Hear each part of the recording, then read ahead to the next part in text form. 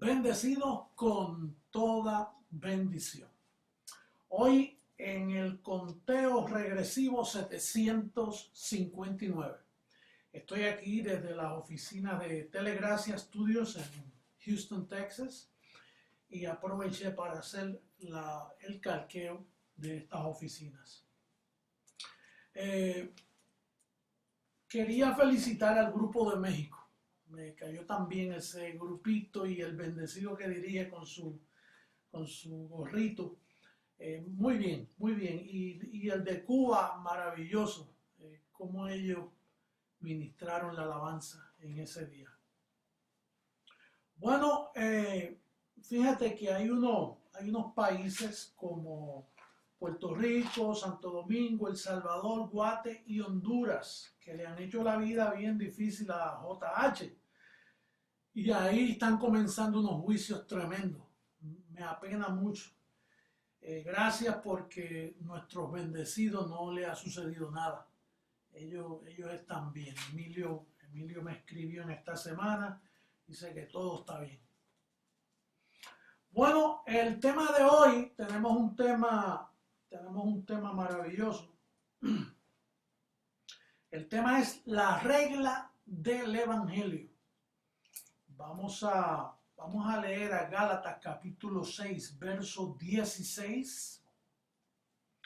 Dice el verso 16.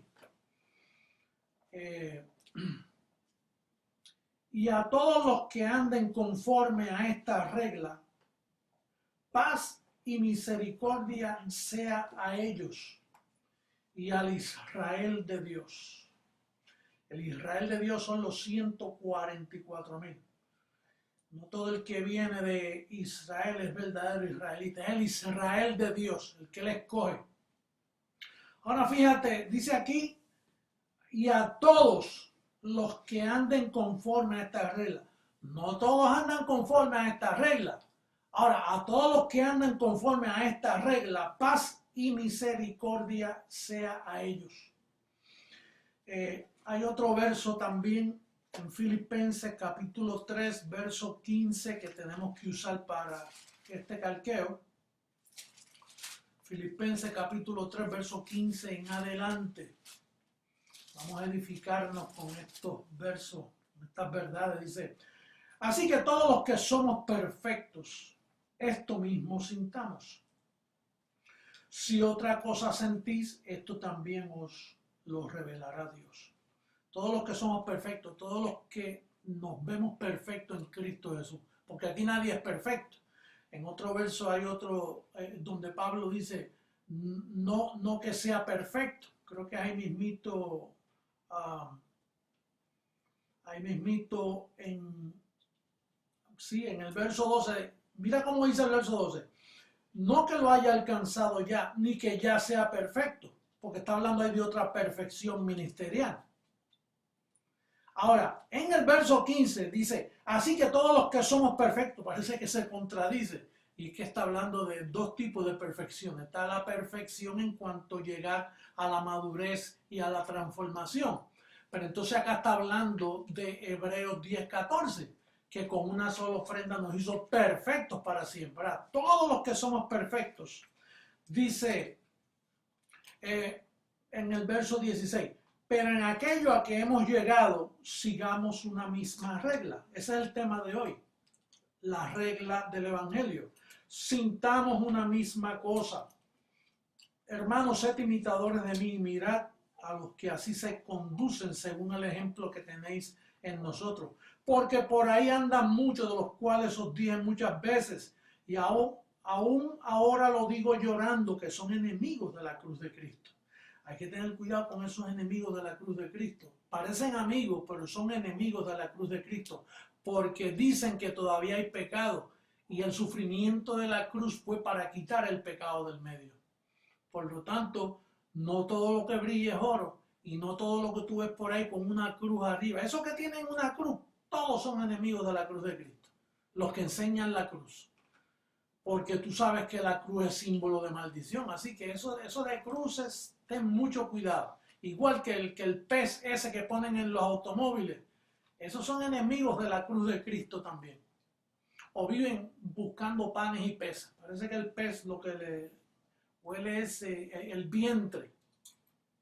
Dice el verso 19, el fin de los cuales será perdición, cuyo Dios es el vientre y cuya gloria es su vergüenza, que solo piensan en lo terrenal. Mas nuestra ciudadanía está en los cielos, de donde también esperamos al Salvador, al Señor Jesucristo, el cual transformará el cuerpo de la humillación nuestra para que sea semejante al cuerpo de la gloria suya.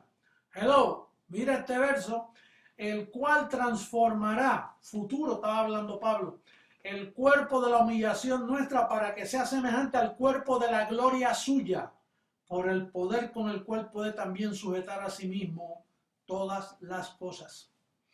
Entonces, esta regla se basa en el verdadero evangelio. Una regla significa uniformidad, o sea, unidad, partes iguales. Por ejemplo, a mí me gusta la carpintería y yo sin la regla no puedo hacer nada porque entonces no me queda cuadrado lo que estoy haciendo. Y por lo tanto, una regla es bien necesaria, una medida para llevar números uniformes. Por ejemplo, a mí hay muchas personas que me escriben y me dicen, ¿y cómo ustedes llegaron a esas convicciones? ¿Qué los llevó a pensar así? Bueno, es que nosotros seguimos una regla y si ellos no usan nuestra regla, ellos jamás van a pensar como nosotros. ¿Cómo tú llegaste a la regla de que el diablo existe y está devorando por ahí? ¿Cómo tú llegaste a la regla de que el pecado está en pie y que hay muchos pecadores que se tienen que arrepentir? Bueno, de un fundamento. Ahora, ¿cómo nosotros llegamos a una regla de que el diablo está destruido, de que no hay pecado, de que somos perfectos? Pues otro fundamento, porque hay dos fundamentos. Y de hecho, por así decirlo, es una sola regla, pero hay dos reglas de medir, que es la circuncisión y la incircuncisión. Y depende, como tú miras, pues te va a salir el edificio. Por ejemplo, la regla de la circuncisión yo la veo bien clara cuando yo leo mira la regla de la circuncisión. Cuando yo leo a Tito, mira lo que dice la regla de la circuncisión. Título, capítulo 1, versos 10 y 11. Porque por ahí hay muchos contumaces, habladores de vanidades y engañadores. Mayormente los de ¿qué? Los de la circuncisión. ¿Quién era el jefe de la circuncisión? Imagínate, Pedro, Juan, Santiago, los que escriben los 8 libros de la circuncisión, incluyendo Apocalipsis. Dice mayormente, o sea, hay muchos engañadores, pero los de la circuncisión es la mayoría. Y de ahí es que viene Pedro, el primer papa, y de donde viene Roma. Dice, a los cuales es preciso tapar la boca, que trastornan casas enteras, enseñando por ganancia deshonesta lo que no conviene. Eso es una regla. Ahora, cuando a mí me dicen, ¿cómo usted llegó a esas reglas? ¿Cómo usted llegaron a esas convicciones? Bueno, hay una regla y número uno, hay que aceptar que aunque hay un verdadero evangelio, hubo otro que caducó cuando Cristo murió, que es el de los apóstoles, de la circuncisión. Entonces, para tú explicar nuestras convicciones, lo primero que la persona se tiene que convencer es de que hay dos evangelios, o hubieron dos evangelios. En sí, para la mente de Dios lo que hay es uno, el verdadero. Pero hay que leerles de estos dos que registra aquí el apóstol Pablo. Dice el verso 7, dice, antes por el contrario, como vieron que me había sido encomendado el evangelio de ¿qué? De la incircuncisión, como a Pedro el de ¿qué? El de la circuncisión. Entonces, es como una escalera. Nosotros tenemos una escalera bíblica para subir a donde hemos subido. Ellos tienen la suya y nosotros tenemos la nuestra. La nuestra es la de la incircuncisión, que es el evangelio que Pablo predica. De ahí, de esa regla, es que nosotros llegamos a nuestras convicciones. Por ejemplo, mira, yo tuve una reunión con 2 científicos y 2 teólogos alemanes. Uno me decía, ¿cómo es posible que usted diga que no hay pecado cuando eso le hace daño a la persona? Porque la persona, al decirle que no hay, pues siguen portándose mal. Entonces, la pregunta es, ¿por qué es mejor la verdad de que no hay pecado? Eso es una regla. Si Cristo quitó el pecado, entonces la regla es de que no hay pecado. Y nos atenemos a las consecuencias de esa enseñanza. Y la enseñanza es maravillosa. Hay menos maldad en aceptar que no hay pecado que aceptar que hay pecado, porque le daña la conciencia al individuo. Entonces, sobre el diablo lo mismo, la circuncisión. Por ejemplo, hay unos fundamentos que el apóstol Pablo dice que hay unos fundamentos que son heno, hojarasca y madera, materiales perecederos. Y de hecho, ahí en primera carta a los Corintios él habla de esos materiales y es importantísimo entender que esos materiales es el capítulo 3 de primera carta a los Corintios en el verso 12 dice: y si sobre este fundamento alguno edificare oro, plata, piedras preciosas, oro, plata, piedras preciosas. Ahora mira lo contrario: madera, heno y hojarasca. Quiere decir que son 2 fundamentos. Tú le metes fuego a la plata, el oro, a la piedra preciosa, no desaparece, pero le metes fuego a la madera, al heno y los hojarasca y va a desaparecer. Y estos son los 2 fundamentos. O sea, el fundamento del evangelio de la incircuncisión es oro, plata, piedras preciosas. Ahora, el fundamento de la circuncisión es madera, heno y hojarasca, materiales perecederos que se han usado para confundir y trastornar al mundo por casi 2000 años. Y los responsables de eso es Pedro y los demás apóstoles. Imagínate, yo escribí unas notitas aquí de estos 2 fundamentos. ¿Quién escribió Apocalipsis? Juan, un trastornado, miembro de la circuncisión. ¿Por qué no podemos confiar en la interpretación de Juan? Porque está trastornado. Mayormente los de la circuncisión están trastornados. Y él fue quien escribió este libro. Entonces él ve a la bestia con un poder más grande que el que Dios. Claro, la bestia es Dios mismo. Pero como él está trastornado, él ve la bestia como un enemigo. Él ve el 666 como el número de la bestia. Claro, ese es el número de Dios mismo, el 666. Pero como está trastornado, no podemos confiar en sus escritos. Ejemplo, ¿de dónde el diablo se justifica en las escrituras? Pues de otro trastornado. El apóstol Pedro, en sus 2 epístolas, dice que el diablo anda como león rugiente buscando a quien devorar. ¿De dónde sale? Pues de un trastornado. ¿De dónde se justifica el pecado? Imagínate, primera, segunda y tercera de Juan. Si alguno dice que no tiene pecado, le hace al mentiroso. Todos nosotros decimos que no tenemos pecado. ¿Por qué? Porque el Cordero vino a quitar el pecado y lo quitó. Pero ¿quién le justifica al pecado? ¿Quién le da vivencia? ¿Quién le da? Pues Juan. Fíjate que hasta ahora estamos hablando de miembros de la circuncisión. ¿De dónde se distorsiona las obras y la gracia? De otro miembro de la circuncisión. ¿Quién? Santiago. Imagínate, bien claro lo dice en esa carta de él. Mira cómo dice, entre obras y la gracia, mira cómo él distorsiona esto. Dice en el capítulo 2, verso 24. Mira cómo él dice, el verso 24 dice: vosotros veis pues que el hombre es justificado por las obras. Míralo ahí escrito clarito. Mira cómo él dice, vosotros veis pues que el hombre es justificado por las obras y no solamente por la fe. Ese es el fundamento que estoy hablando para justificar y distorsionar la fe y las obras. Ahora, ¿qué dice Pablo, el perito arquitecto donde nosotros basamos todas nuestras doctrinas?